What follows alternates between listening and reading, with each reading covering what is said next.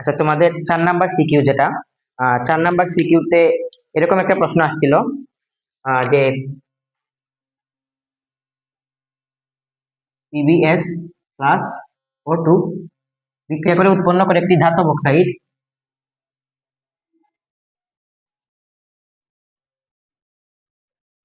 Plus x gas. এটা হচ্ছে তোমাদের প্রশ্ন।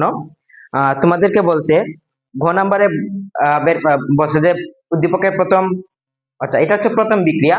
এরপরে আরেকটা বিক্রিয়া ছিল, আপাতত যেহেতু আমরা গ নাম্বার করতেছি এই বিক্রিয়া নিয়ে আমরা ফোকাস করবো আর কি। তো বলছে যে উদ্দীপকের এই বিক্রিয়াটিতে জারণ বিজারণ যুগপৎ ঘটে এটি ব্যাখ্যা করার জন্য। তো আমরা আগে বিক্রিয়াটি সম্পূর্ণ করি, তারপরে আমরা একটি জারণ বিজারণ যুগপৎ ঘটে কিভাবে আমরা ব্যাখ্যা করব। দেখো, যেহেতু এখানে ধাতব অক্সাইড, তার মানে ধাতব অক্সাইড তো তৈরি হবে ধাতু থেকে। এখানে অক্সিজেন কিন্তু ধাতু না, এখানে একটাই ধাতু আছে, এটা সালফার। তো সালফার থেকে দেখো, তাইলে সরি সালফার না, ধাতু হচ্ছে লেড, পিবিটা আর কি। তো এই পিবি থেকে ধাতব অক্সাইড যেহেতু, তার মানে পিবি মানে লেড অক্সাইড তৈরি হবে। তো আমরা এটা যদি ফিল আপ করতে চাই, এখানে হবে পিবি ও প্লাস, দেখো এখানে আছে সালফার, এখানে আছে অক্সিজেন, তাহলে এখান থেকে যে গ্যাসটা তৈরি হবে সেটি হবে সালফার ডাইঅক্সাইড। তো আমরা দেখো বিক্রিয়াটা এইভাবে সম্পূর্ণ করি, পিবিএস। এখন তোমাদেরকে বের করতে বলছে যে এই বিক্রিয়াটিতে জারণ বিজারণ যুগপৎ ঘটে আমরা ব্যাখ্যা করার জন্য আমরা একটু ক্লিয়ার দেখার জন্য উপরেরটা মুছে ফেলতেছি।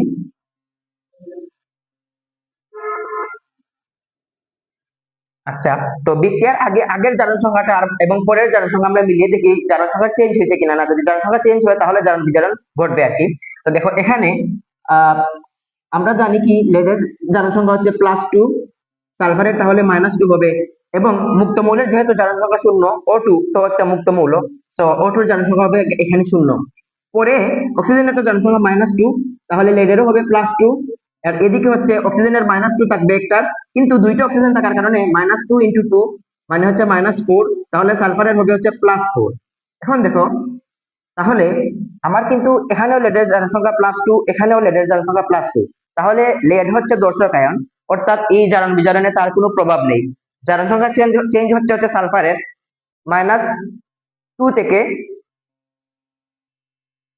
-2 থেকে আমাদের জনসংখ্যা হচ্ছে +4। তো এখানে জনসংখ্যা চেঞ্জ হচ্ছে, তারপরে হচ্ছে জনসংখ্যা চেঞ্জ হচ্ছে অক্সিজেনের, এখানে জনসংখ্যা ছিল অক্সিজেনের 0, তারপরে এখানে হচ্ছে -2। তো এই জায়গায় হচ্ছে দেখো 0 থেকে -2 হয়েছে, অর্থাৎ ইলেকট্রন গ্রহণ করার ফলে তো নেগেটিভ চার্জ বেড়ে গেছে। তার মানে ইলেকট্রন গ্রহণ করা মানে আমরা জানি কি বিজারণ। তাইলে বিজারণ করছে এই জায়গায়, হচ্ছে বিজারণ করছে এই জায়গাটা, এটা হচ্ছে বিজারণ, এটা হচ্ছে বিজারণ। এবং দেখো -2 থেকে +4 পর্যন্ত হয়েছে।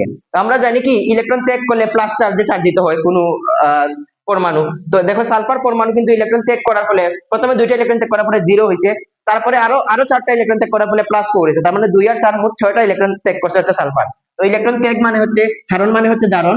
তো এইখানে সালফারের জারণ করছে। তো আমরা যদি এখান থেকে আরেকটু অ্যাডভান্স করতে চাই, এখানে তাহলে জারক কোনটা? জারক হবে হচ্ছে অক্সিজেন এবং বিজারক হবে হচ্ছে সালফার। তো দেখো, আমরা জারণ বিজারণ দেখানোর জন্য আমরা জানি কি জারণ বিজারণ হচ্ছে দুইটা বিক্রিয়া সমষ্টি, একটা হচ্ছে জারণ অর্ধ বিক্রিয়া আর একটা হচ্ছে বিজারণ অর্ধ বিক্রিয়া। এই দুইটা অর্ধ বিক্রিয়া মিলিত হয়ে একটি পুরো বিক্রিয়া হয়। তো আমরা জারণ অর্ধ বিক্রিয়া এবং বিজারণ অর্ধ বিক্রিয়া লেখার চেষ্টা করি। দেখো, জারণ যেহেতু ঘটে সালফারের, সালফার বর্তমানে এই অবস্থায় ছিল। আচ্ছা, এর আগে আরেকটি কাজ করতে হবে, আমাদের বিক্রিয়াটি সমতাকরণ করতে হবে। আমাদের যেহেতু বিক্রিয়াটি সমতাকরণ করা নেই, তো বিক্রিয়াটি আগে সমতাকরণ করতে হবে। দেখো, এখানে অক্সিজেন আছে কিন্তু 2টা, এখানে অক্সিজেন আছে 2টার একটা 3টা। এখন যদি আমরা এখানে 2 দিয়ে গুণ দিই তাহলে 4টা হবে, কিন্তু এখানে 3টা আছে, তাহলে 2 দিয়ে গুণ দেওয়া যাবে না। তাইলে অক্সিজেনের যদি এখানে 3 দিয়ে গুণ দেই, দেখো এখানে 3 দিয়ে গুণ দিলে 3 দুগুণে 6টা হইছে, এখানে আছে 2টা, এখানে যদি আমরা আরো 2 দিয়ে গুণ দেই তাহলে এখানে হবে 2টা, এদিকে যদি আরো 2 দিয়ে গুণ দেই তাহলে দেখো 2 দুগুণে 4টা, আরো 2টা 6টা হয়েছে। এর ফলে কি হয়েছে, সালফার এখানে 2টা হয়েছে, লেডও 2টা হয়েছে। তাই এই জন্য এদিকেও সালফার 2টা এবং লেড 2টা বানানোর জন্য 2 দিয়ে গুণ করতে হবে। বর্তমানে বিক্রিয়াটি সমতাকৃত অবস্থায় আছে। তো দেখো, আমরা যদি এই পাশে সালফারের অবস্থা এবং এই পাশে সালফারের অবস্থা থেকে আমরা জারণ অর্ধ বিক্রিয়াটা লিখতে পারি। এইদিকে সালফার কি অবস্থায় আছে, -2 অবস্থায় আছে, এবং এইদিকে দেখো সালফার +4 অবস্থায় আছে। এখন তাইলে -4 থেকে +6 এ যেতে হলে এদিকে মানে 2টা ইলেকট্রন ত্যাগ করে 0 হয়েছে, পরে আরো 4টা ইলেকট্রন ত্যাগ করছে, অর্থাৎ মোট 6টা ইলেকট্রন ত্যাগ করছে। তাহলে দেখো, একটা সালফার যদি 6টা ইলেকট্রন ত্যাগ করে, এখানে সালফার আছে কিন্তু 2টা, তাহলে যদি 2টা সালফার থাকে তাহলে 6 দুগুণে 12টা ইলেকট্রন ত্যাগ করবে। দেখো 12টা ইলেকট্রন ত্যাগ করে, এদিকেও সালফার আছে 2টা, সো এদিকে 2s+4 হবে আর কি। তো এটা হচ্ছে তার জারণ অর্ধ বিক্রিয়া।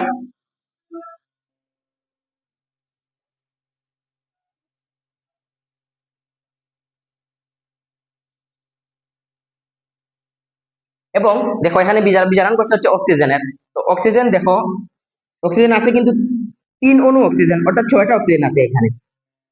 তো এটাকে যদি আমরা এইভাবে লিখি, দেখো একটা অক্সিজেনে কিন্তু কয়টা ইলেকট্রন গ্রহণ করতে পারে? 2টা ইলেকট্রন। কিভাবে 2টা ইলেকট্রন গ্রহণ করবে? অক্সিজেনের কিন্তু পারমাণবিক সংখ্যা হচ্ছে 8। অক্সিজেন কার মতো হতে চাইবে? নিয়নের মতো হতে চাইবে, কারণ নিষ্ক্রিয় হতে হলে তার 10টা ইলেকট্রন থাকা প্রয়োজন। তো অক্সিজেন আরো 2টা ইলেকট্রন গ্রহণ করবে, কারণ 8 থেকে 10 হওয়ার জন্য আর কি। তো একটা অক্সিজেন যেহেতু 2টা ইলেকট্রন গ্রহণ করে, এখানে আছে হচ্ছে আমাদের 6টা অক্সিজেন। 6টা অক্সিজেন গ্রহণ করবে, 6 গুণ 2 অর্থাৎ 12টা। আর গ্রহণ করলে আমরা প্লাস দিয়ে এভাবে লিখি, 12 ইলেকট্রন গ্রহণ করবে এভাবে। আর এরপরে কোন অবস্থা থাকবে? এরপরে থাকবে, যেহেতু এখানে 6টা ইলেকট্রন, তাই আমরা 6O2- এভাবে লিখলাম আর কি। দেখো তাহলে এটা যদি আমরা যোগ করি, যোগ করলে প্লাস 12টা ইলেকট্রন মাইনাস 12টা ইলেকট্রন কাটাকাটি চলে যাবে। তোমাদের এদিকে থাকবে হচ্ছে 2s-2 প্লাস 3O2, তারপরে এদিকে থাকবে হচ্ছে 2s+4 প্লাস 6O-2 বা 2 মাইনাস যাই বলো আর কি। তো এটাই ছিল তোমাদের, এটা হচ্ছে জারণ অর্ধ বিক্রিয়া, এটা হচ্ছে বিজারণ অর্ধ বিক্রিয়া। বিজারণ অর্ধ বিক্রিয়া।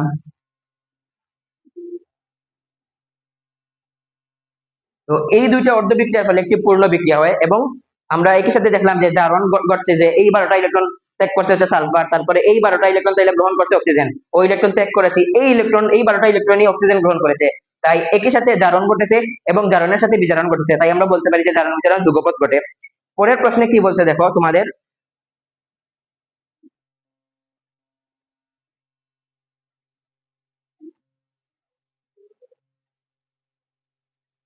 তোমাদের পরের প্রশ্নে বলছে যে আমাদের এই যে আগে এক্স উৎপন্ন হয়েছিল, এক্স এর সাথে যদি আমরা O2 যোগ করি, তাহলে ওয়াই একটা গ্যাস পাবো। এটাও একটা গ্যাস, ওয়াইও একটা গ্যাস। তো দেখো আমরা আগে দেখছিলাম যে এক্স এর জায়গায় কি উৎপন্ন হয়? সালফার ডাইঅক্সাইড উৎপন্ন হয়। তাহলে SO2 প্লাস O2 বিক্রিয়া করে কি উৎপন্ন হয়? আমরা জানি সালফার ট্রাইঅক্সাইড, SO3 উৎপন্ন হয়। দেখো এই বিক্রিয়াটাও কিন্তু সমতাকরণ করা নেই। কিভাবে বুঝলাম? এখানে অক্সিজেন আছে দুইটা, দুইটা 4টা, কিন্তু এখানে অক্সিজেন আছে 3টা। এখন দেখো আমরা যদি এটাকে 2 দিয়ে গুণ দেই, এখানে অক্সিজেন হবে 4টা আর 2টা 6টা। এখানে তাহলে 2 দিয়ে গুণ দিলে 3 দুগুণা 6টা, অক্সিজেনের সংখ্যা মিলে গেছে। এবং দেখো সালফার এখানে 2টা আছে, এখানেও সালফার 2টা আছে। এখন আমরা প্রশ্নের কথায় আসি। প্রশ্নে বলছি যে এই বিক্রিয়াটা এই বিক্রিয়াটা আসলে একটি উভমুখী বিক্রিয়া হবে। দেখো এভাবে উভমুখী বিক্রিয়া হবে, এবং এটাও বলা যাচ্ছে যে তোমাদের এই বিক্রিয়ার ক্ষেত্রে ডেল এইচ এর মান, ডেল এইচ মানে হচ্ছে বিক্রিয়া তাপের মান হচ্ছে -P কিলোজুল। তো আমরা জানি কি ডেল এইচ এর মান যদি মাইনাস হয়, তাহলে বিক্রিয়াটি তাপ উৎপাদী হয়, এবং প্লাস হলে তাপ হারি বা তাপ শোষী হবে। তো যেহেতু বিক্রিয়া ডেল এইচ হচ্ছে মাইনাস, তাই আমরা এই থেকে সিদ্ধান্ত নিতে পারি এটা হচ্ছে তাপ উৎপাদী বিক্রিয়া। এবং তাপের প্রভাব তাহলে কি হবে? আমরা অলরেডি থিওরি ক্লাসে এটা পড়েছি আর কি। তো তাপ উৎপাদী বিক্রিয়ার ক্ষেত্রে যদি আমরা তাপমাত্রা বাড়াই, মানে লাসের নীতি অনুযায়ী যদি তাপমাত্রা বাড়াই, তাহলে বিক্রিয়াটি সামনের দিকে না গিয়ে উল্টো পিছনের দিকে যায়, কারণ একে তো বিক্রিয়াটি তাপ উৎপাদী, অর্থাৎ এই অংশে তাপ উৎপন্ন হচ্ছে। আর যদি আমরা তাপমাত্রা বাড়াই, তাহলে এই উল্টো ঘটনা ঘটবে, বিক্রিয়াটি পিছনের দিকে চলে যাবে। তাহলে যদি তাপমাত্রা কমাই আমরা, তাপমাত্রা কমালে কিন্তু বিক্রিয়াটি তাহলে সামনের দিকে যাবে। এটা হচ্ছে তাপের প্রভাব। আর চাপের প্রভাব কি? আমরা থিওরি ক্লাসে এটা অলরেডি পড়েছি। চাপের প্রভাব দেখতে হলে প্রথমে দেখতে হবে এই বিক্রিয়ার উৎপাদ এবং বিক্রিয়ক গুলা গ্যাসীয় অবস্থায় আছে কিনা না। দ্বিতীয়ত আমাদের দেখতে হবে যে এখানে মূল সংখ্যা সমান কিনা না। যদি বিক্রিয়ক এবং উৎপাদ গ্যাসীয় অবস্থায় না থাকে, তাহলে চাপের কোনো প্রভাব নাই, শুধুমাত্র গ্যাসের উপর চাপের প্রভাব আছে। দ্বিতীয়ত হচ্ছে মূল সংখ্যা সমান হলে তখন চাপের কোনো প্রভাব নাই। এখন এই বিক্রিয়াটা সমতাকরণ করে দেখলাম, এইদিকে দেখো মূল সংখ্যা আছে 2, আর এই হচ্ছে 1 মূল 3 মূল, আর উৎপাদের মূল সংখ্যা হচ্ছে 2 মূল। তাইলে মূল সংখ্যা কিন্তু সমান না, তাহলে অবশ্যই চাপের একটা প্রভাব থাকবে। আর এই সবগুলা কিন্তু গ্যাসীয়, এটাও একটা গ্যাস, এটাও একটা গ্যাস, এটাও একটা গ্যাস, এই সবগুলা কিন্তু গ্যাসীয়।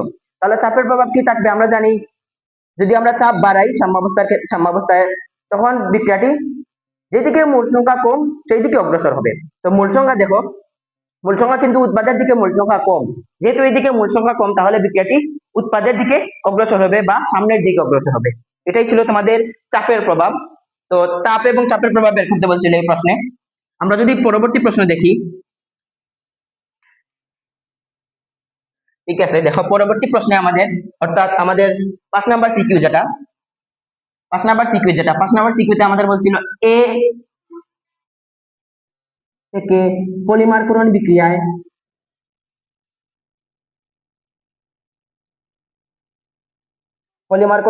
পলিথিন উৎপন্ন হচ্ছে।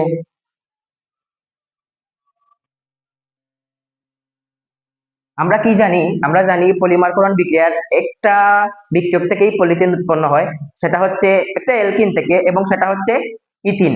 এটা আমরা অলরেডি পড়েছি এবং আমরা সবাই জানি।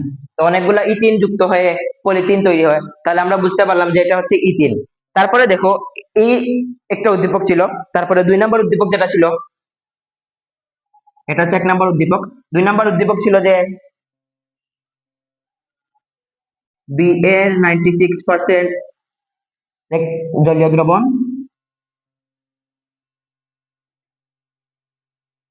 তো এটা হচ্ছে আমরা জানি অলরেডি, এটা হচ্ছে রেকটিফাইড স্পিরিট।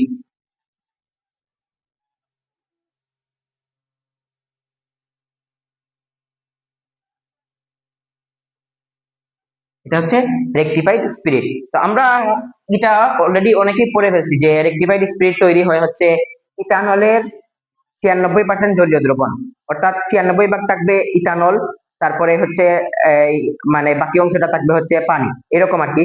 তো এটা হচ্ছে ইথানলের 96% জলীয় দ্রবণ, এটা হচ্ছে রেকটিফাইড স্পিরিট। আমরা এর সাথে আরেকটা ইনফরমেশন করেছিলাম, মানে এড করতেছি, এটা সাথে রিলেভেন্ট না তার এই প্রশ্নের সাথে আর কি, তারপরে এড করতেছি। রেকটিফাইড স্পিরিটের সাথে যদি আমরা মিথানল এড করি তাহলে তাকে মেথিলেটেড স্পিরিট বলে। এটা তোমাদের অনেক সময় সিকিউতেও আসতে পারে, তো অথবা সৃজনশীলের সিকিউতে ক নাম্বারে আসতে পারে। দেখো, তাইলে আমরা এখান থেকে বলতে পারি যে এটা হচ্ছে ইথিন, ইথিন, বা যদি আমরা এইভাবে লিখি CH2 ডাবল বন্ড CH2, এটা হচ্ছে ইথিন। আর বিটা কি? বিটা হচ্ছে ইথানল, বা ইথানলের সংখ্যা যদি লিখি CH3 CH2OH। এখন তোমাদের প্রশ্নে কি বলছে? গ নাম্বার প্রশ্ন যেটা বলছে এ যৌগটির সমীকরণ সহ ব্যাখ্যা করো। তো এটা তো আমরা জানি যে অলরেডি আমরা পড়ে ফেলছি, খুব সহজ একটা বিক্রিয়া। তারপরে আমরা দেখি, দেখো গ নাম্বারে যেটা বলছে তোমাদের, এই বিক্রিয়াটা আমরা ব্যাখ্যা করার জন্য বলতেছে। তো আমরা জানি কি, এটা যেহেতু আমরা জানি ইথিন, ইথিন, তো ইথিন থেকে আমরা কি জানি? পলিমারকরণ বিক্রিয়া মানে হচ্ছে অসংখ্য মনোমার যুক্ত হয়ে একটি পলিমার হয়। মনোমার বলতে হচ্ছে অসংখ্য বিক্রিয়ক যুক্ত হয়ে আর কি। যদি বিক্রিয়কের n সংখ্যক পরমাণু থাকে তখন এই n সংখ্যক বিক্রিয়কটা যুক্ত হয়ে হচ্ছে এই আমাদের পলিমার তৈরি হয় আর কি। তো এই পলিমারকরণ বিক্রিয়ায় দেখো অসংখ্য ইথিন অণু যুক্ত হয়ে, এখানে ব্র্যাকেট দিতে পারো, না দিয়ে n সংখ্যক দিলেও হবে, n সংখ্যক ইথিন যুক্ত হয়ে এখানে হচ্ছে উচ্চ চাপ ও উচ্চ তাপ। আচ্ছা, এটা তোমাদের সম্ভবত একটা মান দেয়া আছে, তোমাদের 1000 অ্যাটমসফিয়ার চাপে, এবং আচ্ছা এটা আমরা মান লিখে ফেলি, মান লিখলে আমাদের আরো ক্ল্যারিফাই হবে। অ্যাটমসফিয়ার চাপে এবং 200°C টেম্পারেচারে, এবং সামান্য অক্সিজেন থাকে, এবং সামান্য অক্সিজেনের সমন্বয়ে আমাদের তৈরি হয় পলিথিন। পলিথিনটা কি হয় দেখো, এখানে যে ডাবল ডাবল বন্ড আছে না, ডাবল বন্ড ভেঙে যায়, ভেঙে এই কার্বনের এক হাত খালি হয়, এই কার্বনের এক হাত খালি হয়।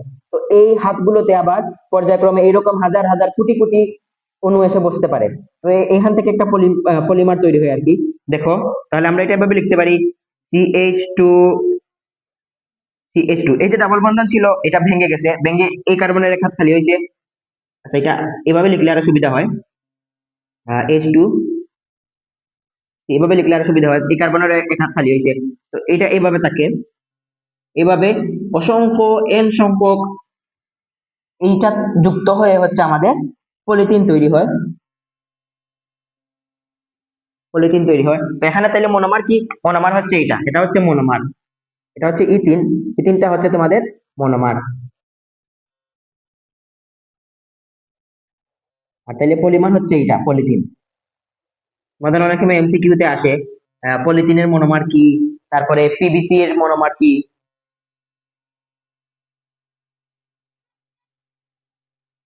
ঠিক আছে, এটা ছিল এই প্রশ্নের সলিউশন। ঘ নাম্বারে কি বলছে? আচ্ছা, তোমাদের ঘ নাম্বারে বলছে যে এ ও বি রূপান্তর সম্ভব কিনা না ব্যাখ্যা করার জন্য আমরা এটা মুছে ফেলতেছি। দেখো, এটা কি? এটা হচ্ছে আমাদের ইথিন, আর বিটা হচ্ছে ইথানল। আমরা অলরেডি জানি ইথিন থেকে ইথানল বানানো যায়, অর্থাৎ এলকিন থেকে অ্যালকোহল বানানো যায়, আবার অ্যালকোহল থেকেও এলকিন বানানো যায়। তো আমরা এই বিক্রিয়াটা এখন দেখবো কিভাবে ইথিন থেকে ইথানল বানানো যায় এবং ইথানল থেকে ইথিন বানানো যায়, অর্থাৎ এদের পরস্পর রূপান্তর কিভাবে হয়। দেখো, আমরা সর্বপ্রথম ইথিন থেকে ইথানল বানানোর বিক্রিয়াটা দেখি। অর্থাৎ ইথিন থেকে আমরা তৈরি করব হচ্ছে ইথানল।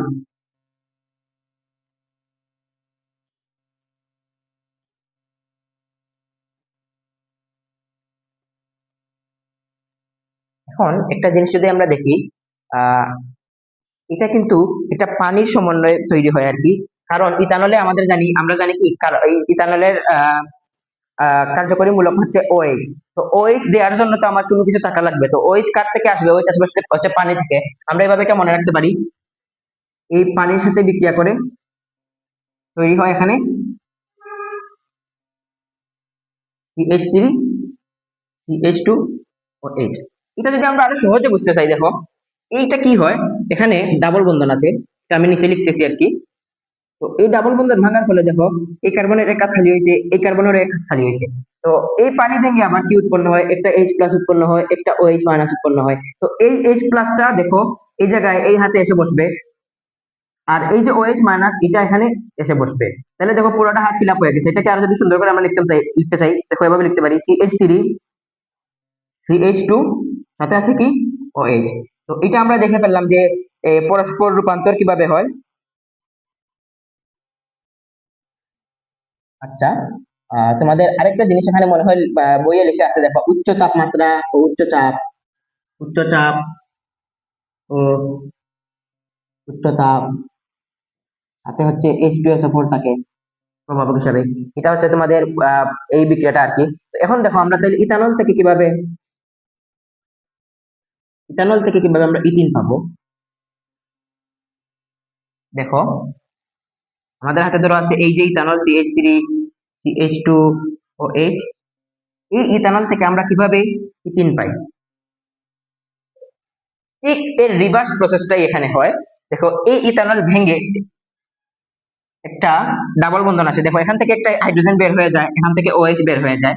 তো এখান থেকে হাইড্রোজেন বের হয়ে গেলে এখানে CH2 ডাবল বন্ড CH2, আর এই যে এখান থেকে একটা হাইড্রোজেন বের হয়ে গেছে, এখান থেকে একটা OH বের হয়ে গেছে, এটা মিলে আমাদের পানি উৎপন্ন করে। এটাই হচ্ছে আমাদের এই বিক্রিয়াটার যেটা মানে ইথিন থেকে কিভাবে আমরা ইথানল পাই, তারপরে ইথানল থেকে কিভাবে আমরা ইথিন পাই। এটা হচ্ছে এই পরস্পর তাদের তাই দেখো আমরা পরস্পর রূপান্তর সম্ভব, মানে সম্ভব হয়েছে কিনা না, আমরা তো রূপান্তর করে দেখাইছি। তো এটা হচ্ছে আমাদের বিক্রিয়ার চাওয়া ছিল যেটা। একটা মনে কারেকশন আছে, এখানে ফসফরিক অ্যাসিড হবে তোমাদের H3PO4 হবে, এবং এখানে H2SO4 হবে। এটা একটি প্রভাবক, এটা হচ্ছে তোমাদের কারেকশন। তো দেখো, তাইলে ইথিন থেকে ইথানল বানানো যায়, ইথানল থেকে ইথিন বানানো যায়, তাহলে তাদের পরস্পর রূপান্তর সম্ভব। এই হচ্ছে একটা প্রশ্নের সলিউশন। দেখো পরবর্তী প্রশ্নে কি বলছে। আচ্ছা, তোমাদের পরবর্তী আমি উদ্দীপকটা তুলি তারপরে দেখাই। 6 নাম্বার যেটা, দেখো 6 নাম্বারে কি বলছে।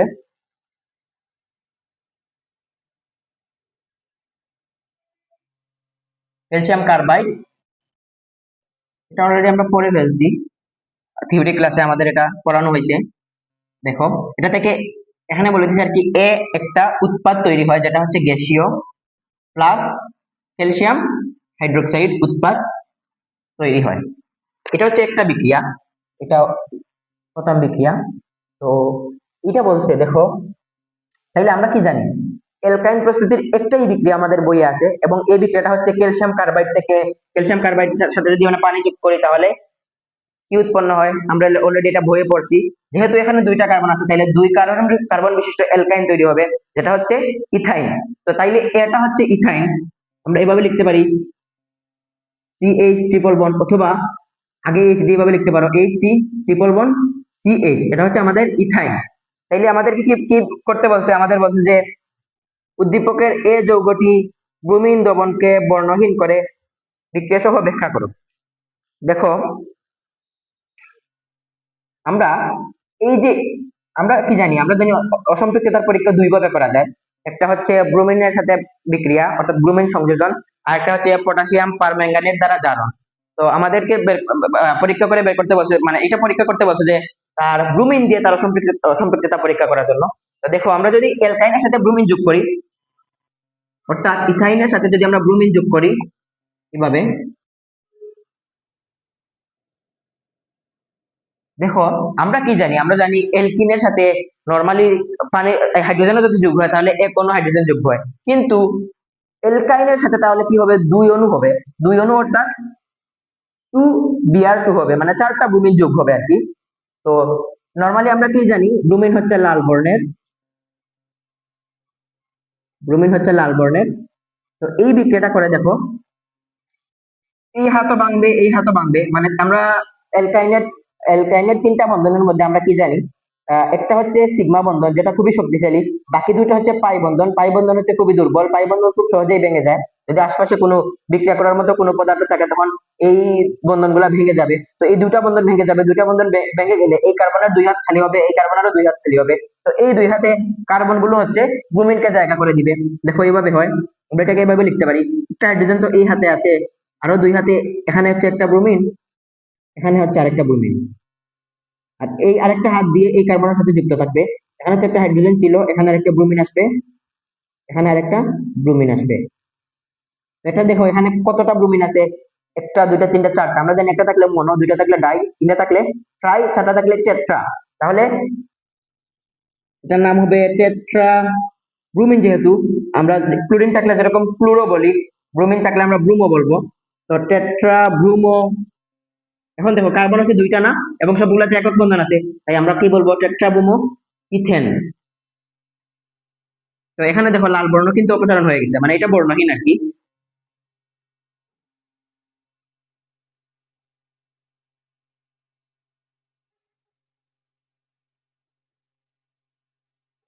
তো এটাই হচ্ছে তার অসম্পৃক্ততা পরীক্ষা। তোমাদের গ নাম্বারের সলিউশন ছিল এটা।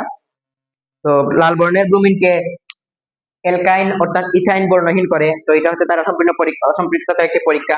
যদি এখানে ট্রিপল বন্ড বা ডাবল বন্ড না থাকতো, ট্রিপল বন্ড তো এটাতে আছে, অ্যালকিনে আছে ডাবল বন্ধন, তো দ্বিবন্ধন বা ত্রিবন্ধন না থাকলে দেখা যায় যে অন্য কোনো এরকম ব্রোমিনের সাথে বিক্রিয়া করা সম্ভব হবে না আর কি, হয় না। কারণ এই জায়গায় একক বন্ধনটা খুব শক্তিশালী, এবং অ্যালকেনকে আমরা প্যারাফিন বলি এর জন্য, কারণ আসক্তিহীন তারা, এই বন্ধন ভাঙা তেমন একটা পসিবল না, মানে তেমন একটা বিক্রিয়া দেখায় না, এজন্য আসক্তিহীন বলি। তো একমাত্র দুই বন্ধন বা তিনটা বন্ধন থাকলে তখন বন্ধন ভাঙবে আর কি। তো তাইলে এই বিক্রিয়াটাও দিবে হচ্ছে, অর্থাৎ ব্রোমিন সহ দ্রবণ সহ বিক্রিয়াটা দিবেই হচ্ছে অ্যালকেন অথবা অ্যালকাইন। এটা তোমাদের পরীক্ষার জন্য খুবই ইম্পর্টেন্ট, পরীক্ষায় আসতে পারে। পরবর্তী প্রশ্নে দেখো, আমরা দেখি কি বলছে।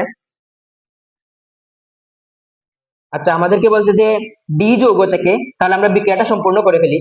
এখানে তো আমরা এক নাম্বার ইয়েটা তুলছিলাম, উদ্দীপকটা তুলছিলাম, আমরা 2 আর 3 পর্যায়ক্রমে তুলি।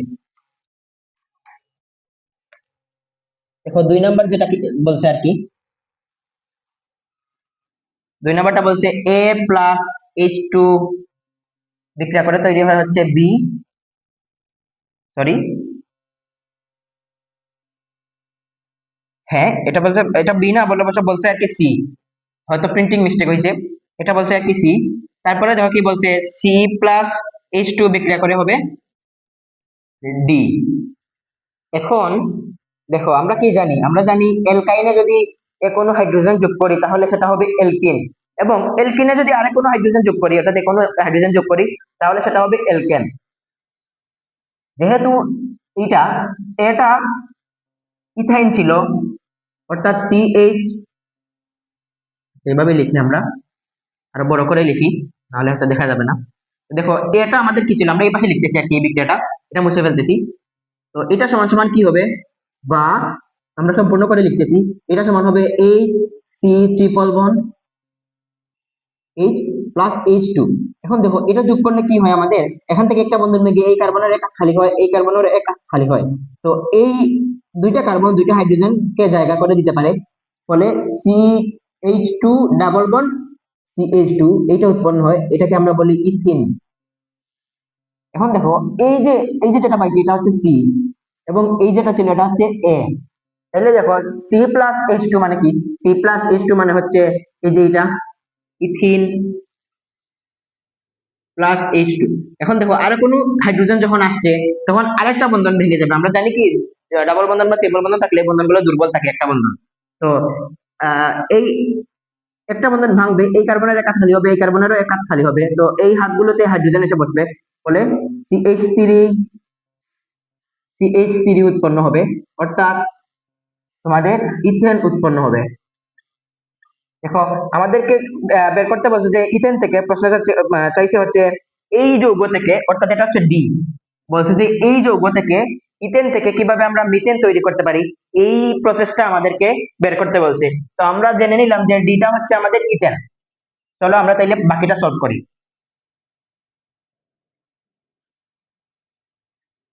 দেখো তাইলে আমাদের কাছে কি আছে, আমাদের কাছে হচ্ছে আছে ইথেন। তো CH3 CH3 আমরা জানি কি অ্যালকেনটা খুবই নিষ্ক্রিয়, অর্থাৎ প্যারাফিন তেমন একটা বিক্রিয়া করে না, আসক্তিহীন। তারপরেও কিছু বিক্রিয়া করে, যেগুলা বিক্রিয়া করে তাহলে সেগুলো স্পেশাল। তো হ্যালাইডের সাথে আমরা জানি একটা বিক্রিয়া করে, ক্লোরিন সহ একটা বিক্রিয়া, মানে ক্লোরিনের সাথে একটা বিক্রিয়া করে। তো এই অ্যালকাইন তাহলে দেখো ক্লোরিনের সাথে যদি বিক্রিয়া করে Cl2, এখানে আমরা জানি সূর্যালোকের উপস্থিতিতে বা ইউভি রশ্মির উপস্থিতিতে, আমরা এর জন্য ইউভি লিখি। তো ইউভি রশ্মির উপস্থিতিতে বা সূর্যালোকের উপস্থিতিতে ইথেন ক্লোরিনের সাথে বিক্রিয়া করে ইথাইল ক্লোরাইড তৈরি করবে। প্লাস দেখো এখানে কি হয়, এখান থেকে একটা হাইড্রোজেন সরে সরে যায় আর কি, এখান থেকে একটা হাইড্রোজেন সরে যায় এবং ক্লোরিন দুইটা থেকে একটা এসে এখানে বসে, তাহলে বাকি আছে একটা ক্লোরিন, এবং এখান থেকে হাইড্রোজেন যে সরে গেছে একটা হাইড্রোজেন বাকি আছে। এই দুইটা মিলে হাইড্রোক্লোরিক অ্যাসিড অর্থাৎ HCl উৎপন্ন করে। আর এটার নাম তো আমরা জানি ইথেন। তাহলে যেটা উৎপন্ন হয়েছে এইটা কিন্তু একটা অ্যালকাইল মূলক। আমরা অ্যালকাইল মূলক মানে কি পড়ছিলাম, অ্যালকাইল মূলকটা হচ্ছে আমরা যদি একটা অ্যালকেন থেকে একটা হাইড্রোজেন সরিয়ে নেই, তাহলে যেই মূলকটা থাকে তাকে হচ্ছে আমরা অ্যালকাইল মূলক বলি। তো যদি মিথেন থেকে একটা হাইড্রোজেন সরাই তাহলে মিথাইল মূলক, ইথেন থেকে একটা হাইড্রোজেন সরাইলে ইথাইল মূলক। তো দেখো এটা কিন্তু ইথেন ছিল, তো ইথেন থেকে একটা হাইড্রোজেন সরছে তাহলে এটা ইথাইল মূলক। এই পাশটা হচ্ছে ইথাইল, সাথে লাগানো আছে হচ্ছে ক্লোরিন, তাহলে আমরা এটাকে কি বলবো, ইথাইল ক্লোরাইড।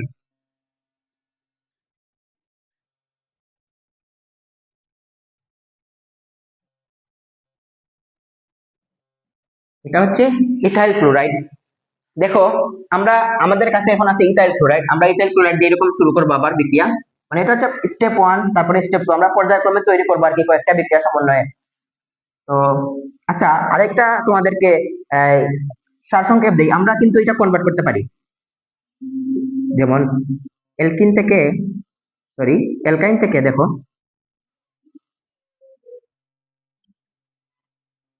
অ্যালকাইন থেকে কিন্তু অ্যালকিন বানানো যায়, আবার অ্যালকিন থেকে কিন্তু অ্যালকেন বানানো যায়। এই অ্যালকেন থেকে কিন্তু আবার অ্যালকোহল বানানো যায়, এই অ্যালকোহল থেকে কিন্তু আবার অ্যালডিহাইড বানানো যায়, এই অ্যালডিহাইড থেকে আবার কার্বক্সিলিক অ্যাসিড বানানো যায়।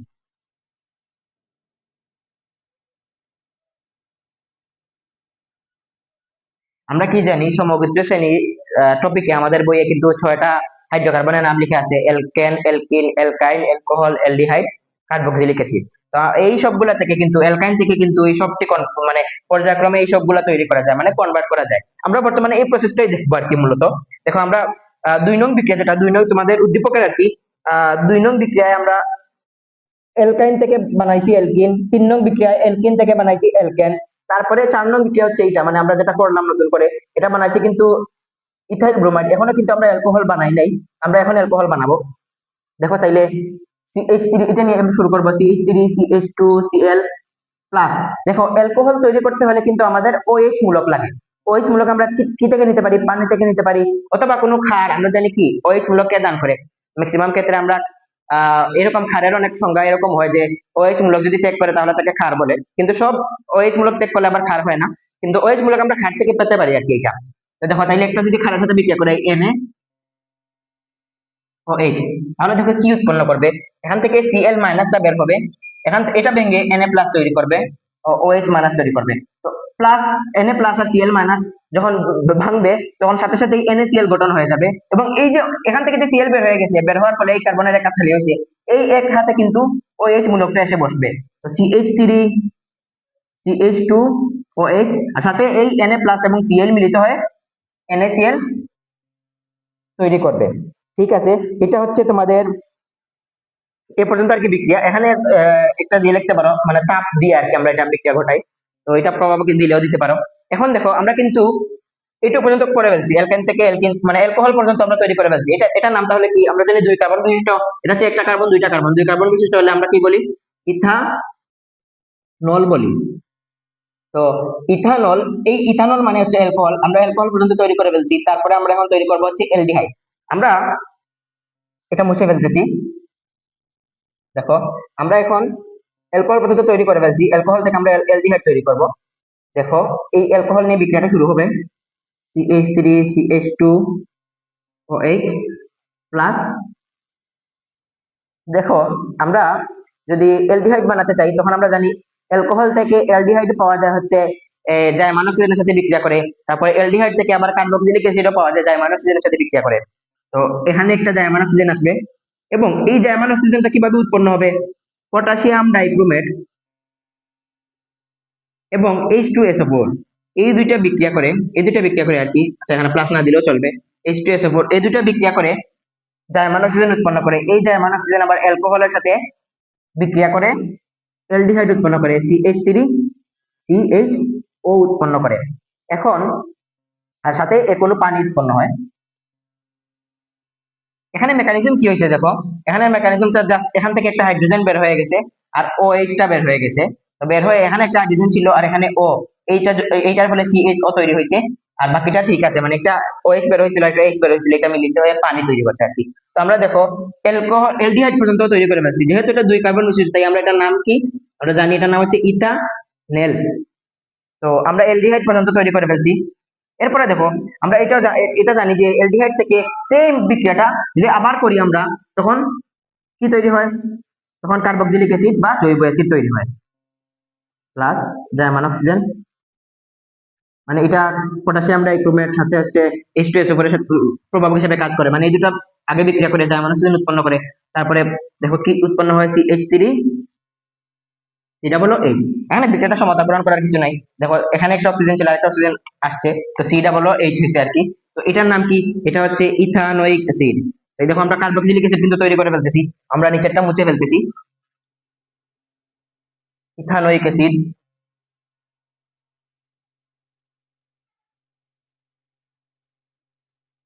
এখন এই যে ইথানোয়িক অ্যাসিড তৈরি হয়েছে, আমরা কি জানি এটা হচ্ছে একটা অ্যাসিড। তো অ্যাসিড কি ক্ষারের সাথে বিক্রিয়া করবে খুব সহজেই।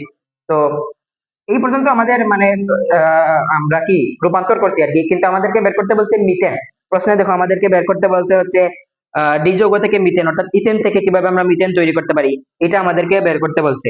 তো দেখো আমরা এটা খাদ্যের সাথে ইজিলি বিক্রিয়া করাইতে পারি। তো CH3COOH প্লাস ক্ষার হিসাবে আমরা NaOH এর সাথে বিক্রিয়া করাইতে পারি। তো NaOH এর সাথে বিক্রিয়া করলে কি হবে, এটা যেহেতু অ্যাসিড, এটা H প্রোটন ত্যাগ করবে অর্থাৎ H প্লাস ত্যাগ করবে, H প্লাস ত্যাগ করলে এখানে এসে Na প্লাস এসে বসবে। তো CH3COONA তৈরি হয়েছে, প্লাস এখানে দেখো OH ছিল এবং এই যে H বের হয়েছে, OH আর H মিলিত হয়ে পানি তৈরি করবে, H2O। এটার নাম কি আমরা জানি, এটার নাম হচ্ছে সোডিয়াম ইথানয়েড।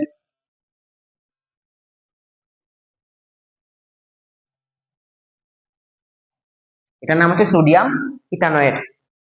এই যে সোডিয়াম ইথানয়েড উৎপন্ন হয়েছে, এই সোডিয়াম ইথানয়েড থেকে পরবর্তী আরেকটা ধাপে দেখো CH3COONA প্লাস। এখন এই বিক্রিয়ার সাথে যদি আবার NaOH বিক্রিয়া ঘটাই, এটা হচ্ছে একটা লবণ, সোডিয়াম এটা হচ্ছে কার্বক্সিলিক অ্যাসিডের লবণ। তো এটা যদি লবণের সাথে আমরা আবার ক্ষারের বিক্রিয়া ঘটাই, NaOH এর সাথে বিক্রিয়া ঘটাই, তাহলে দেখো কি উৎপন্ন হয়। এখান থেকে আমরা অ্যালকেন প্রস্তুতিতে আমরা বিক্রিয়া পড়ছিলাম, এটা শেষের বিক্রিয়া যেটা ছিল ডিকার্বক্সিলেশন বিক্রিয়া। তোমরা এখানে খেয়াল করলে দেখতে পারবা যে একটা কার্বন ডিক্রিজ হয়, ডিলিট হয়ে যায়, এজন্য ডিকার্বক্সিলেশন আমরা বলি। তো এখান থেকে একটা কার্বন ডিলিট হয়ে যায়, তো এই জন্য দেখো দুইটা কার্বন থাকলে তো আমরা কোনো সময় মিথেন তৈরি করতে পারবো না, আমাদেরকে মিথেন তৈরি করার জন্য একটা কার্বন নিয়ে আসতে হবে। তো এই বিক্রিয়াটাই হচ্ছে ডিকার্বক্সিলেশন বিক্রিয়া। তো দেখো এই বিক্রিয়ার ফলে কি হয়, এখান থেকে এনে বের হয়, এখান থেকেও এনে বের হয়, অর্থাৎ দুইটা এনে হয়ে যায় এবং এই সি ডাবলও বের হয়ে যায় আর কি, এখান থেকে আরেকটা ও বের হয় আর কি। তো দেখো কি তৈরি হয়, আর এখান থেকে একটা এইচ যায়, CH4 অর্থাৎ মিথেন তৈরি হয়, সাথে Na2CO3 অর্থাৎ সোডিয়াম কার্বনেট তৈরি হয় আর কি। তো এই বিক্রিয়াটাই হচ্ছে আমাদের কাঙ্ক্ষিত প্রশ্নের আনসার আর কি, এটা হচ্ছে মিথেন। তাহলে দেখো আমরা শুরু করছিলাম কি দিয়ে, আমরা শুরু করছিলাম হচ্ছে ইথেন দিয়ে। আমরা পর্যায়ক্রমে অনেকগুলা বিক্রিয়া করছি, একটা দুইটা তিনটা চারটা পাঁচটা 6 নাম্বার বিক্রিয়া এসে আমরা এটা থেকে আমরা মিথেন তৈরি করছি। এটা ছিল আর কি এই প্রশ্নের আনসার। তো আমরা এখান থেকে একটা জিনিস শিখতে পারি কি, এলকাইন থেকে আমরা এলকিন বানাতে পারি, এলকিন থেকে কিভাবে এক অণু হাইড্রোজেন সংযোজন করে, তারপরে এলকিন থেকে আবার এলকেন বানাতে পারি কিভাবে আরেক অণু হাইড্রোজেন সংযোজন করে, তারপরে এলকিন থেকে সরি এলকেন থেকে আমরা অ্যালকোহল বানাতে পারি কিভাবে, যখন আমরা এই বিক্রিয়া করছি। দেখো এলকেন এলকেনের সাথে একটা ক্লোরিন অথবা মানে হ্যালাইড গ্রুপের কোনো অণু যোগ করবো আর কি, গ্যাস যোগ করবো। তো ক্লোরিন যদি যোগ করি তাহলে এরকম ইথাইল ক্লোরাইড তৈরি হবে। তারপরে এটার সাথে যদি ক্ষারের বিক্রিয়া ঘটাই তখন আমাদের অ্যালকোহল তৈরি হবে আর কি। তো অ্যালকোহল থেকে আবার আমরা অ্যালডিহাইড তৈরি করার ক্ষেত্রে কি করি, পটাশিয়াম ডাইক্লোরাইড এবং H2SO4 এর সাথে বিক্রিয়া করে একটা জাইমার অক্সিজেন উৎপন্ন করে। এই জাইমার অক্সিজেনের সাথে বিক্রিয়া করে হচ্ছে অ্যালকোহল থেকে অ্যালডিহাইড হয়। ঠিক সেম প্রসেসটা আবার রিপিট করলে অ্যালডিহাইড থেকে আমরা কার্বক্সিলিক অ্যাসিড পেতে পারি। তো এই প্রসেসটা আমাদের জানাটা জরুরি আর কি। এরপরে আমরা সোডিয়াম ইথানয়েড পাই, মানে কার্বক্সিলিক অ্যাসিডের লবণ পাই, পরবর্তীতে আমরা এটা থেকে মিথেন পাই। তো এটা ছিল এই প্রশ্নের আনসার, 6 নম্বর প্রশ্নের আনসার।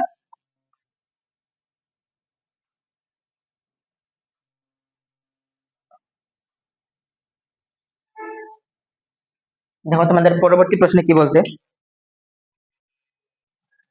পরবর্তী 7 নম্বর প্রশ্ন, যেটা 7 নম্বর প্রশ্নে বলছে যে 6p দিয়ে দিছে।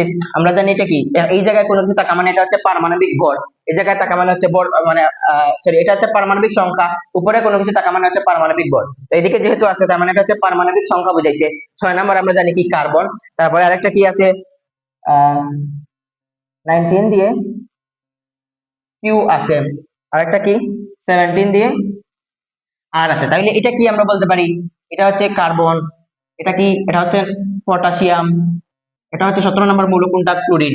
দেখো তাইলে গ নাম্বারে কি বলছে, পি এবং আর মৌলদের মধ্যে বন্ধন গঠন প্রক্রিয়া ব্যাখ্যা করো। পিটা হচ্ছে ক্লোরিন, আরটা হচ্ছে পিটা হচ্ছে কার্বন, আরটা হচ্ছে ক্লোরিন। আমরা আমরা কি জানি, কার্বন হচ্ছে 6 নম্বর মৌল। কার্বন কার মতো হতে চাইবে, কার্বন যদি মানে মাঝামাঝি অবস্থায় আছে, ও যদি নিয়ন হতে চায় তাহলে 4টা ইলেকট্রন গ্রহণ করা লাগে।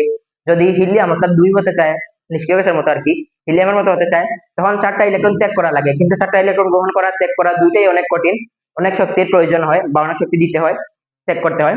তো এটা নরমালি পসিবল না, এজন্য কার্বন কি, কার্বন ম্যাক্সিমাম ক্ষেত্রে দেখবা যে সবসময় কার্বন সমযোজী যৌগ গঠন করে। তো আমরা কি জানি কার্বনের যোজনী হচ্ছে 4, অর্থাৎ 4টা ইলেকট্রন প্রয়োজন পড়ে। আমরা ইলেকট্রন বিন্যাস যদি দেখে বুঝতে পারবো। দেখো কার্বন 6 মানে 1s2 2s2 2p2। দেখো কার্বন 6, কিন্তু কার্বনের 10 হতে হলে অর্থাৎ নিয়ন হতে হলে আরো 4টা ইলেকট্রনের প্রয়োজন পড়ে, তার আরো 4টা হাত খালি আছে। তো এটাকে আমরা এভাবে লিখতে পারি। দেখো এটা যদি ph ধরি তাহলে py এটা হচ্ছে 0, pz এটা হচ্ছে 0। নরমালি একটা একটা অবস্থা থাকে, আমরা জানি এগুলা কি, এটা একটা অরবিটাল, এটা একটা অরবিটাল, এটা একটা অরবিটাল, প্রত্যেকটি অরবিটালে সর্বোচ্চ 2টা ইলেকট্রন থাকতে পারে। তো এখানে 2টা মিসিং, এখানে 2টা মিসিং, অর্থাৎ 4টা ইলেকট্রনই মিসিং। তো আমরা যদি এখন ক্লোরিনের ইলেকট্রন বিন্যাস দেখি, দেখো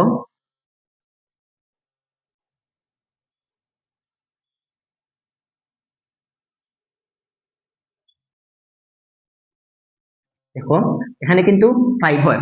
তো এখানে যদি এই 3s2 তারপরে 3p5, যদি 3p5 এর বদলে 3p6 হয়ে যাইতো তাহলে কিন্তু অষ্টক পূরণ হয়ে যাইতো, মানে 2 আর 6 একটা হতো। কিন্তু এখানে একটা ইলেকট্রন মিসিং থাকার কারণে তার একটা ইলেকট্রনের প্রয়োজন পড়ে আর্গন হতে হলে, অর্থাৎ নিষ্ক্রিয় হতে হলে তার একটা ইলেকট্রনের প্রয়োজন পড়বে। তো সে সর্বোচ্চ একটা ইলেকট্রন শেয়ার করতে পারবে যদি শেয়ার করে তাহলে।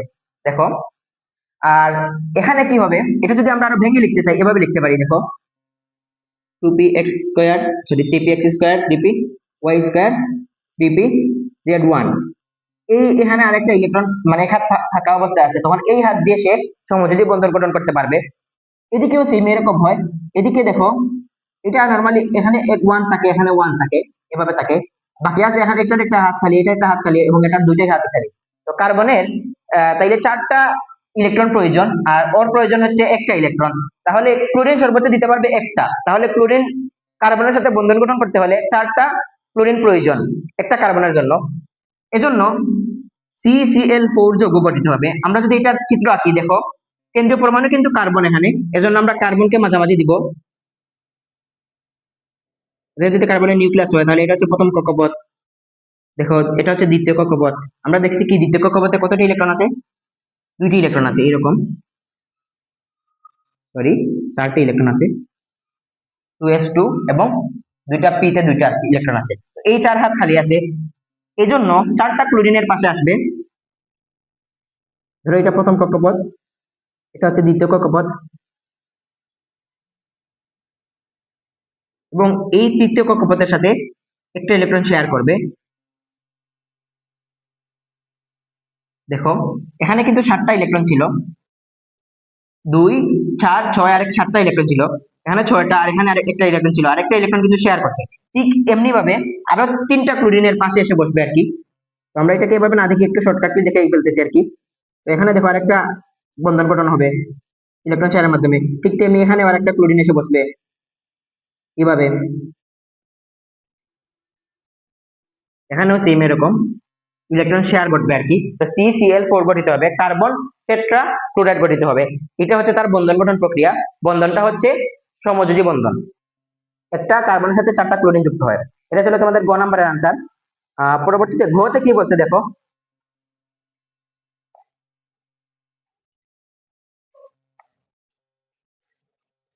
তোমাদের ঘতে বলছে কিউ আর দ্বারা গঠিত যৌগের পানিতে দ্রবীভূত হওয়ার কৌশল বিশ্লেষণ করো। দেখো কিউ আর দ্বারা গঠিত যৌগ, আমরা কি জানি কিউ হচ্ছে পটাশিয়াম এবং আর হচ্ছে ক্লোরিন। এখন তাইলে এই দুটো দ্বারা যদি গঠিত মানে যৌগ গঠন করে, তাহলে দেখো ক্লোরিনের কিন্তু -1 হয় এবং পটাশিয়াম সবসময় প্রথম গ্রুপের হওয়ার কারণে +1 হয়। আমরা আরেকটা কি থেকে বুঝতে পারি, আমরা জানি কি ধাতু এবং অধাতু মিলিত হয়ে সমযোজী আয়নিক যৌগ গঠিত হয় এবং অধাতু আর অধাতু মিলিত হয়ে সমযোজী যৌগ গঠন করে। তো এখানে দেখো পটাশিয়ামটা হচ্ছে ধাতু এবং ক্লোরিন হচ্ছে অধাতু। তো ধাতু এবং অধাতু মিলিত হয়ে আমরা আমাদের আয়নিক যৌগ গঠন করবে। তো আয়নিক যৌগ আরেকটা ইনফরমেশন কি, আয়নিক যৌগ নরমালি হচ্ছে বিদ্যুৎ পরিবাহী হয়। তো যেহেতু সে একটি আয়নিক যৌগ, তো প্রশ্নেও বলছে তোমাদের পানিতে দ্রবীভূত হওয়ার কৌশল কি বের করতে। তো দেখো এটা কিভাবে গঠন করে, পটাশিয়াম, আমরা জানি পটাশিয়াম হচ্ছে 19 নাম্বার মৌল, মানে পারমাণবিক সংখ্যা হচ্ছে 19। তাহলে সে নিষ্ক্রিয় গ্যাসের মতো হতে চাইলে সে আর্গনের মতো হতে চাইবে, তার নিকটবর্তী নিষ্ক্রিয় গ্যাস। আর্গন হচ্ছে 18, যেহেতু তার একটি ইলেকট্রন বেশি আছে 19টি থাকার কারণে, তো সে হচ্ছে একটি ইলেকট্রন ত্যাগ করবে, এজন্য পটাশিয়াম প্লাস হয়। আর ক্লোরিন ঠিক তেমনি 17 নাম্বার মৌল, ক্লোরিন আর্গনের মতো হতে চাইবে, 18টা ইলেকট্রন লাগবে ক্লোরিনের। তো এজন্য ক্লোরিনের আরেকটা ইলেকট্রন প্রয়োজন হয়, যেহেতু তার কাছে 17টা আছে। তো এই জন্য ক্লোরিন -1 মানে মাইনাস হয়। তো এটা এইভাবে বন্ধন গঠন করে আর কি, -E এভাবে থাকে আর কি, প্লাস, তখন ক্লোরিন প্লাস ই বিক্রিয়া করে এরকম ক্লোরিন মাইনাস হয়। এটা এই দুইটা মিলিত হয়ে KCl গঠন করে। তো পানিতে যখন দ্রবীভূত হয়, আমরা কি জানি পানি হচ্ছে একটি পোলার সমযোজী যৌগ। তো সমযোজী যৌগতে যখন এই আয়নিক যৌগটা আমরা দ্রবীভূত করতে চাই, তখন এটা দুইটা অংশে বিভক্ত হবে, একটা তো প্লাস অংশ আর একটা হচ্ছে মাইনাস অংশ। ঠিক তেমনি পানিও দুইটা অণুতে ভাঙবে, একটা হচ্ছে H+ আর একটা হচ্ছে, দেখো আর এটা থেকে আরেকটা জিনিস আমরা বুঝতে পারি সমযোজী যৌগ কিভাবে ভাঙে। আমরা জানি আংশিক পোলার অংশ তৈরি হয়। তো এটা যদি ভাঙে পানি, এখানে একটা হাইড্রোজেন এখানে একটা হাইড্রোজেন, এভাবে তো এটা হবে প্লাস ডেল প্লাস, এটা হবে ডেল প্লাস, এখানে হবে ডেল 2 মাইনাস 2 মাইনাস। তো পানিটা এইভাবে ভাঙে নরমালি। তো যেহেতু এটা হচ্ছে প্লাস, স্বাভাবিকভাবেই সে মাইনাসকে আকৃষ্ট করবে তার দিকে। এটা যেহেতু মাইনাস, তাহলে সে প্লাসকে তার দিকে আকৃষ্ট করবে। তাহলে দেখো এখানে যদি পটাশিয়াম আয়নটা থাকে, পটাশিয়াম তো প্লাস, এই জন্য পটাশিয়ামের চারপাশে তাহলে মাইনাসটা আসবে, অক্সিজেনটা আসবে। এইভাবে ধরো 4টা অক্সিজেন বা 5টা অক্সিজেন, এরকম অসংখ্য অক্সিজেন আসে আর কি। আমরা 4টা দিয়ে উদাহরণ দেখতে পারি। তো এরকম 4টা অক্সিজেন আসলে এর পাশে কিন্তু অক্সিজেন ডেল 2 মাইনাস, এটা যেহেতু প্লাস এর জন্য মাইনাসটা তার কাছাকাছি আসবে, এটা যেহেতু প্লাস এর জন্য মাইনাসটা কাছাকাছি আসবে। তো এর পাশে আবার দুইটা হাইড্রোজেন আসবে এরকম।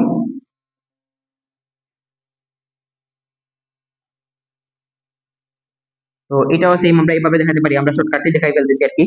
তো এই পাশে ঠিক তেমনি এরকম ভাবে, অর্থাৎ প্লাসের পাশে মাইনাস অণুটি মানে কাছাকাছি আসবে আর কি, এইভাবে তাদের পানিতে অবস্থান করবে আর কি তারা। আর আমরা যদি তাহলে ঠিক তেমনি ভাবে ক্লোরিনের এরকম অবস্থান দেখতে চাই, ক্লোরিন যেহেতু মাইনাস, তো ক্লোরিনের চারপাশে তাহলে প্লাস, অবশ্যই প্লাস আসবে আর কি। তো এই জন্য এদিকে দেখো হাইড্রোজেন গুলো বের করবে আর কি তার পাশে এরকম, oxygen oxygen del two minus, এটা হচ্ছে ডেল প্লাস, ডেল প্লাস। তো এইভাবে এর চারপাশে কিন্তু হাইড্রোজেন আসবে এইভাবে।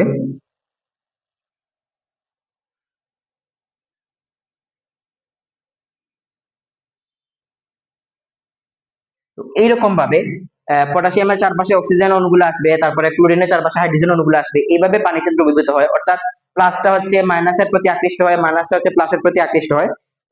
এটা ছিল তোমাদের ঘ নাম্বারের সলিউশন। অর্থাৎ আমরা 7টি প্রশ্ন একে একে সলভ করলাম। তারপরেও যদি তোমাদের ফার্দার কোনো জিজ্ঞাসা থাকে তাহলে তোমরা অফিসে এসে যোগাযোগ করতে পারো, নির্দ্বিধায় যোগাযোগ করতে পারো। Best of luck.